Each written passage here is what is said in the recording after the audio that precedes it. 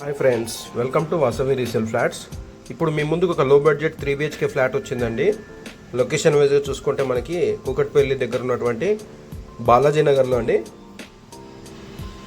Kukatpally metro station మనకి just 500 మీటర్సేనండి. Semi ఫర్నిచర్డ్ flat అండి, 3 BHK flat అండి.